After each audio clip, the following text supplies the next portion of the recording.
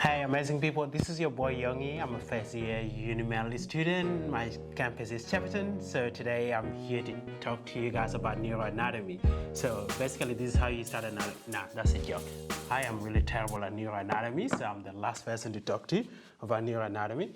But what I want to talk to you guys about today is how I am really proud of all of you guys that are going to be MD1 next year. So the only thing standing on your way are interviews. So to know more about interviews, I'm going to turn the camera around and then I will start asking questions with a few of my mates. I have 3 of them. They're really willing to share their experience and their expertise about how they smashed out interviews last year. So listen in, and if you have more questions, do put them in the comment below and we'll get in touch with you guys. We'll answer them. So first is Luke. So Luke is also a first year medical student, but before starting medicine, Luke did paramedicine, and he can tell us a bit about that as well. And in the middle we have Tim here. Tim did biomed at Latrobe University, right? Yeah. And he did it separate to another pathway. Yeah. And Kiera did nursing, and she also practiced nursing before joining us. So Luke, can you tell us a bit about yourself? Yeah, my name's Luke. I'm in MD1 out in the rural stream. I didn't always want to be a doctor, I just wanted to be a paramedic. And then I got a couple of years into my degree and I realised that I liked the science and I wanted to learn a bit more. And one thing led to another. I sat the GAMSAT, went through the GEMSAS pathway. I did all that as well, and then I also got this interview offer, this medicine offer, so I ended up out here. That's me. Excellent, thank you. So, g'day, I'm Tim Duff. Very similar pathway to Luke actually, except I didn't actually end up studying paramedicine. I just lived most of my life wanting to be a paramedic. Did that, but decided to go and sort of do a little bit more of the science pathway instead. So started off with biomedical science in Bendigo, and then that one thing led to another and ended up here in Shep doing med. And Kiera? Hi, I'm Kiera. I'm also a first year medical student here in Shepparton. My background is I went to Deakin University and I did nursing and psychology as well. And then I practiced as a nurse for a little while, working and travelling a bit before I decided that I really did want to go and do medicine, and I think follow down the rural generalist pathway. So here I am, went through all the rigmarole of getting into GEMSAS applications and interviews and more interviews, but yeah, here we are. Excellent. So today we have a few people that are watching that are interested in similar pathway, and some people want to do interviews. So what sort of general advice do we have before we dive into specific questions? So Luke, I can start with you. What emotion were you going through and how? The process of getting in was the most arduous thing I've ever done. I reckon it was really, really tough. And it's relentless and it's competitive, and I just think if you got to the interview part, you're pretty much there. Like all you need to do now is just perform modestly in your interview, show them who you are, and if you can get through that, you're in, and then you never have to think about all of the stuff that happened before, and you just move on and sail off into the sunset. Excellent. I think a big part of medical interviews is taking the opportunity to sort of prove who you are as a person.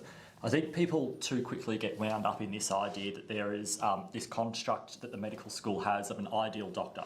But I don't think that really exists necessarily. They've got some set criteria that you have to meet, like being a nice person and being involved in the community and having good attributes that would make you a good doctor. But you don't have to fit into some preconceived personality construct necessarily. So I think the best approach to coming into an interview is remember that you're trying to put your best foot forward as a person.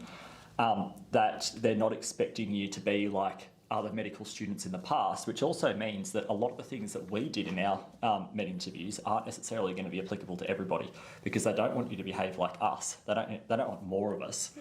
They've already got us. So they want you guys to be individuals as well, to come up with your own ideas, to sort of have your own attributes, personalities and things to bring to medicine, because the last thing they want is a whole lot of people who put on I suppose a bit of a false facade of who they really are, and the interviewers never really get an opportunity to see behind that, and they will recognise when you put up a bit of a false facade, I think. And if you don't give them the opportunity to sort of see the real you and be really genuine in the interview, I think it's going to be really, really hard to get a spot in med school.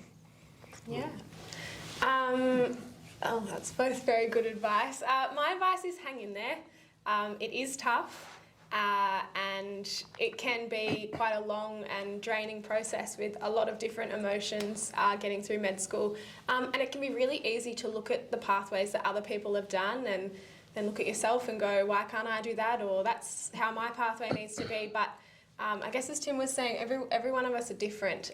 So our pathways coming into med school will be different. So use the pathway that you have to your best advantage and show that how that's set you up to be the unique person that you are, and what that can then bring to med school. But also be kind to yourself, because while some people who, get in the first time may not make great doctors, someone who takes, 3 or 4 goes to get in might end up being one of the very best doctors in the area. So I think, just be kind to yourself in this process.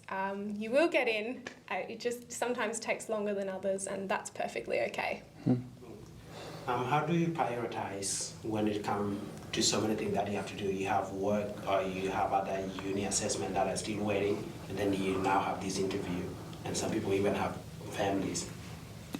I'll go. I mean, I understand that process. Like, I applied as a mature age. I literally have no family support. I had to work. I had to work full time. I had to pay a mortgage. I had to, live. And it was hard. But I mean, if you want to get into med and you want to do well in your interview, you really need to find time and you need to have a balance. And that might mean that you have to do a little more study when you'd usually be watching TV or something like that. And I'm not saying that I didn't sacrifice all my social time or all my family time like that, but if you are studying for exams because you need to have a good GPA, or if you are studying for the GAMSAT because you need to get a good GAMSAT score, and you are working full time if you're coming in a little bit older, you just need to kind of juggle your schedule around in a way that's sustainable, that's going to really get you in, because you just need to make the most of your time. And if you've gotten so far as an interview, I mean, the interview is worth the most. Some people study for years and years just to pass the GAMSAT or get a good score on the GAMSAT, and they study for years and years to get a good GPA. But once you've got an interview, that interview is worth more than your GPA, and it's worth more than your GAMSAT. So in my opinion, when I went through and I got my interview offer, I knew that my interview, especially for this pathway, and also at Notre Dame where I interviewed, it was worth more than everything I'd done previously. So I was preparing for that interview day and night. My lunch break at work, I was preparing for that interview. I think there's a lot of different approaches you can take. I mean, Luke made a very good point, and that's that the interview is worth the most for getting into, especially this program. In other universities, it's equally weighted, or at some it's 50-50 or a third each, or lots of different ways of doing it. But at this program, when we came in during the last year's lot of applications, my understanding is that it was 70% of your entry mark was weighted towards the interview, and then 30% was your GPA from undergrad, because we didn't need to do the GAMSAT to do this course, even though most of us did. So knowing that 70% of our mark was being put towards the interview, I think it's important to think about, well, what sort of preparations can I do for the interview?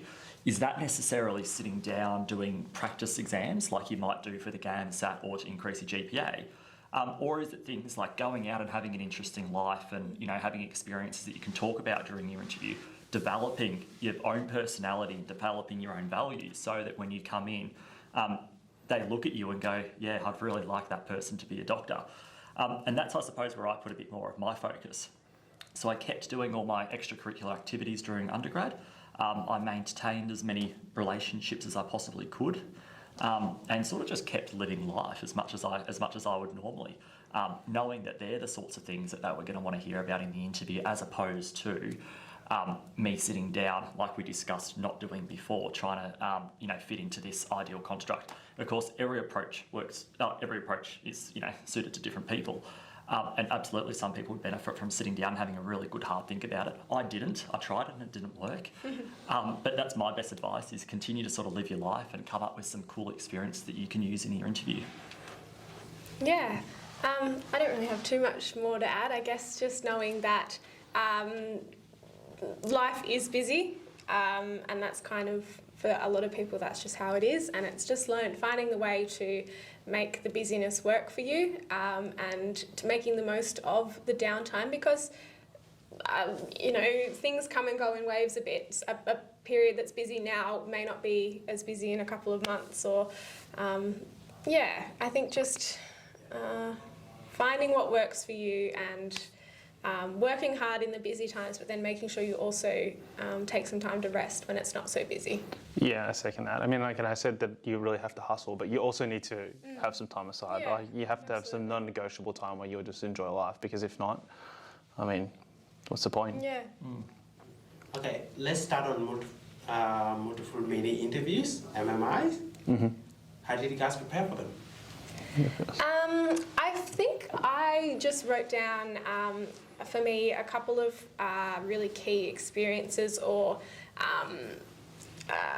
experiences or attributes or qualifications or something that I had, and I found ways to incorporate that in different questions. So I would just look at the past experiences I'd had, whether that was through work or through travelling or through my studies or through seeing other family members go through experiences. And then I just have a really good think about what they've taught me, what I've learnt from those experiences, how I can then take those, what I've learnt from them into my future, and just show how I could adapt the skills that I'd learnt into new situations.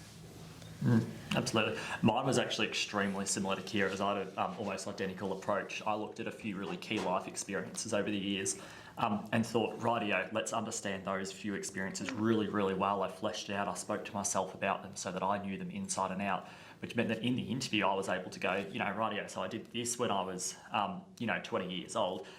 And I could, in my head, work out a path to tell the interviewer to explain how that has shaped me into the sort of person who should be a doctor, i.e. how has that driven my passion for rural health, how has it meant that I was really compassionate towards young people with mental health concerns, all these sorts of things.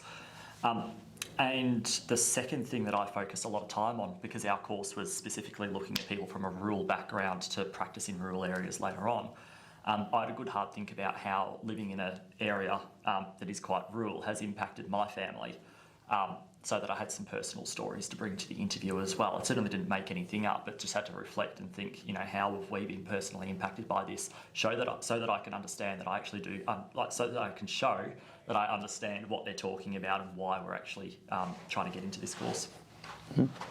Yeah, I mean, a bit similar. I just chose experiences and built on them, but I think, and this is, some people don't agree with this, but this is the road I took and it worked. So I literally think that the most important thing you could do is find out what your interview is going to be like. So if, like you said, the Melbourne interview for us was 7 or so stations with 4 questions per station, and each station went for 5 minutes. So I practiced doing interview questions like that. I found, I used Phrase's online free interview question generator, and I just asked myself questions over and over again. Then the other one I had to do was for Notre Dame. In Notre Dame's interviews were each 5 stations, and they were 5 minutes long each. So I had to prepare for an interview where I did 7 stations of 1 minute each, and then I had to do 5 stations of 5 minutes each. So I think you really need to know what they want. And, for example, at Notre Dame, they're huge on things like postural care and social determinants of health and Indigenous health. So I knew that there's a very good likelihood that I'm going to be asked that. So I started researching public health, the Aging Society, obesity epidemic, everything in between. And I think that I just needed to build my knowledge and know what I was going to be assessed on. And there's a lot of people that got in here that didn't do that, and they just went to the interview and they just freestyled it, and they did really well. But that wasn't me. I found out every little detail about the interview that I could possibly find out. And I practiced it so many times. I even practiced it in my suit, so that on the day I sat down there, and I'd already sat down in that seat about 5 times in the suit, and I was like, let's go. Like, my heart rate was as low as if I just went to bed, because I'd practiced it so many times. Impressive. Yeah, well, it meant a lot. Like I said, the interview is, for a few universities, the interview's worth the most. So for me, it deserved the most. Absolutely. Yeah. When you're getting ready for interviews and then you notice there's questions that throw you off, what did you do for those questions? And those who are interviewing for UNIMEL, by the way, you have the detect, where you're given something that you haven't had before, and then you have to use your skill to break it down in lay 10. So how do you prepare for something like that? I think being comfortable with silence was the biggest. Yeah. Give yourself time to think. Don't ramble and say nonsense that doesn't make any sense, because they'll know exactly what that means, and it means that you're scrambling and you're struggling and you're trying to panic. So I think being comfortable sitting there, taking a few seconds, looking them in the eye, and just being patient with yourself. Give your brain a second to catch up. Take a few deep breaths. Don't start speaking until you actually feel confident about what you're saying. You're much better off sitting there with a bit of silence than saying something that's wrong, that you haven't thought through properly, that's going to put you in a tricky spot to recover from. Saying something that's probably not appropriate. Those are the sorts of things that'll happen if you don't properly construct your answer, or be fully involved while you're trying to answer. So I think be happy to sit there for 2 seconds and just think about it, calm yourself down.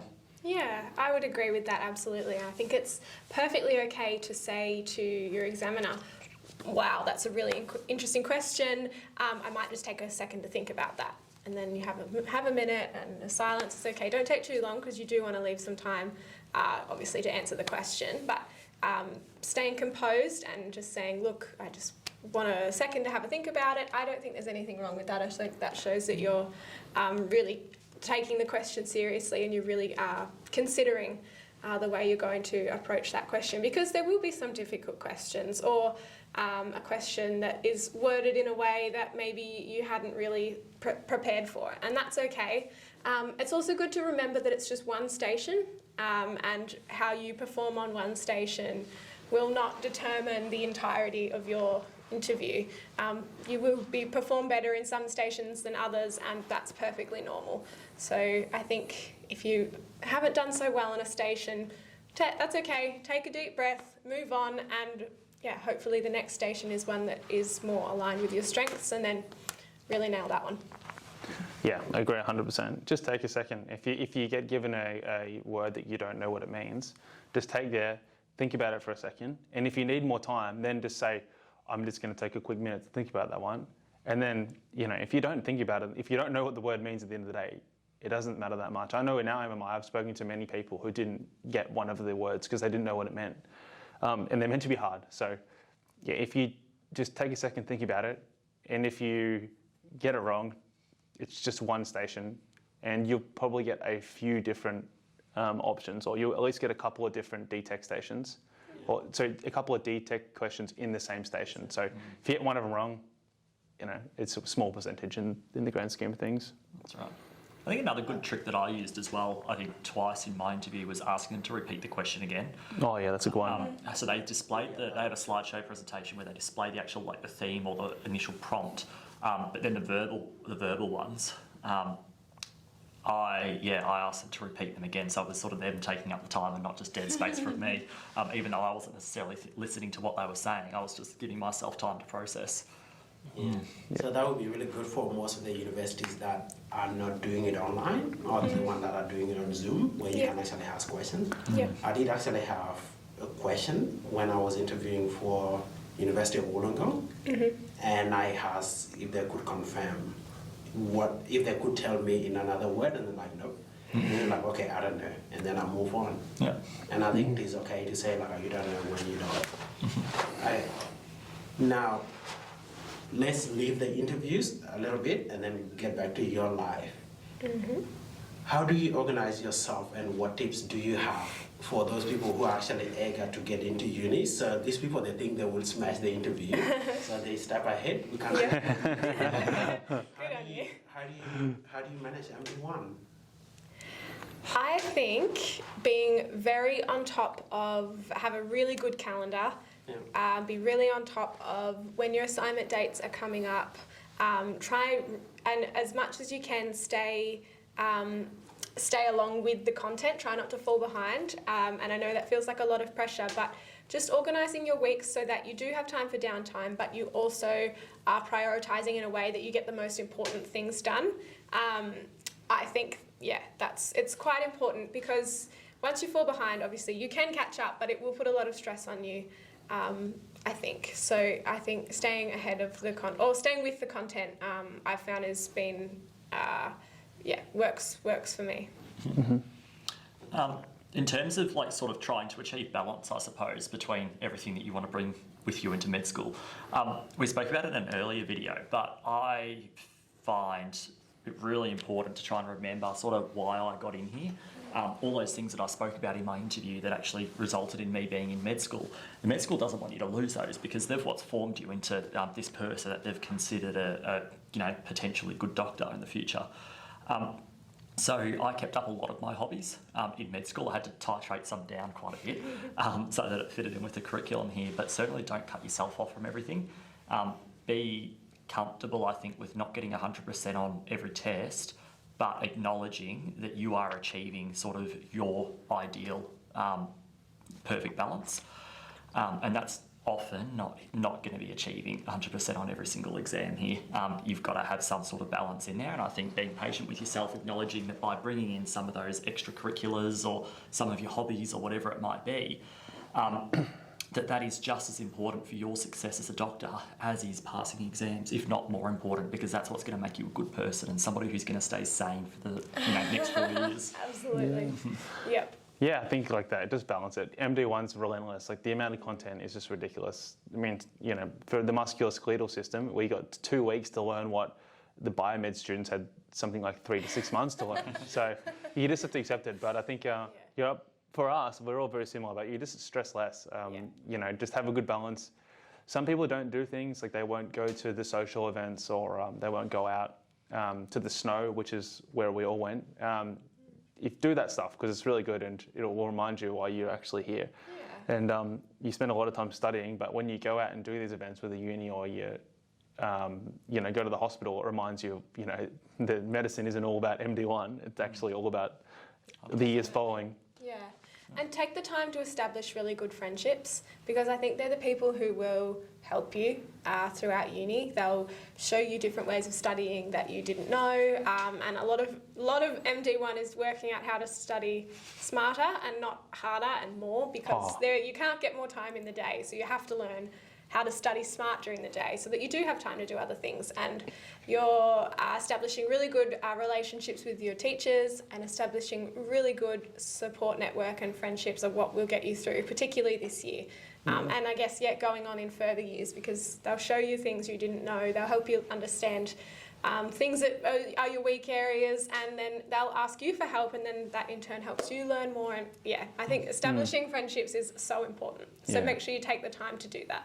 And if you're worried about MD1, you got in, so who cares? Yeah. Once you're in, you're in. You're That's it, out of all the people. So you're here for a reason. I think a lot of people have so much confidence, which is really good. I think you need that. Now, getting back to MMIs, so if you have ethical question or question that is asking you, which is mainly focusing on how do you use that strong personal experience and weave it in, and ensuring that you're also answering the question into an ethical question.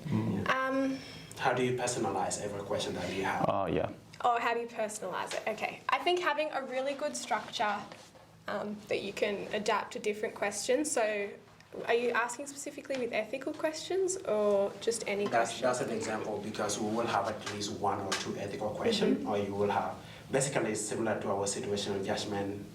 Yeah, I know what you're saying. So for example, if you get a scenario where you're in a classroom and one student has a go at the other student, what are you going to do? I think, what kind of example do you give, and how do you make it personal? Well, that my question is different from Tim. Yeah. You have the best of who I am.